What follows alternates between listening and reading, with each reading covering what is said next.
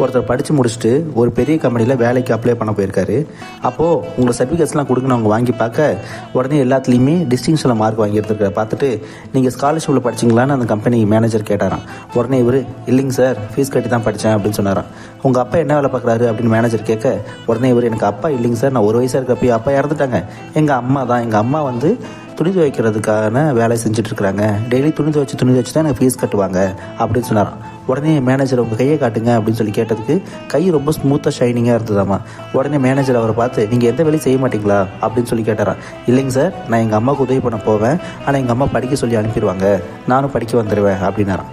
அப்படியா, சரி ஓகே, நீங்கள் இன்றைக்கி நைட்டு வீட்டுக்கு போயிட்டு உங்கள் அம்மாவோட கையை பாருங்கள், நாளைக்கு காலையில் என்னை வந்து பாருங்கள் அப்படின்னு சொல்லி மேனேஜர் சொல்லி அவர் அனுப்பி வச்சிட்டாரான். உடனே இவரும் வீட்டுக்கு போய் அம்மாவோட கையை எடுத்து பார்த்தா கை ஃபுல்லாக கோடாக காப்பு காய்ச்ச மாதிரி இருக்காமா.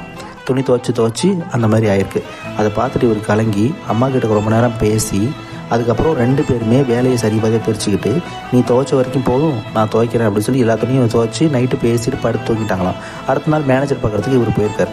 உடனே மேனேஜர் வந்து பார்த்துட்டு நேற்றுக்கு நைட்டு என்ன நடந்தது அப்படின்னு கேட்கவும், சார் நீங்கள் சொன்ன மாதிரி நான் செஞ்சேன், எங்கள் அம்மாவோட கையை பார்த்தோன்னே எனக்கு மனசே தாங்கலை, அதுக்கப்புறம் நாங்கள் பேசிகிட்டு இருந்தோம், அப்புறம் எங்கள் அம்மா நீங்கள் துவைச்ச வரைக்கும் போதுமா, நான் துவைச்சி எல்லாத்தையும் போட்டுறேன் அப்படின்னு சொல்லி எல்லாத்தையும் துவைச்சி போட்டுட்டு நாங்கள் நல்லா சந்தோஷமாக சாப்பிட்டுட்டு படுத்துட்டோம் அப்படின்னு சொல்லி சொன்னாராம். இதுலேருந்து நீங்கள் என்ன தெரிஞ்சுக்கிட்டீங்கன்னு மேனேஜர் கேட்க 3 விஷயம் தெரிஞ்சுக்கிட்டேன்.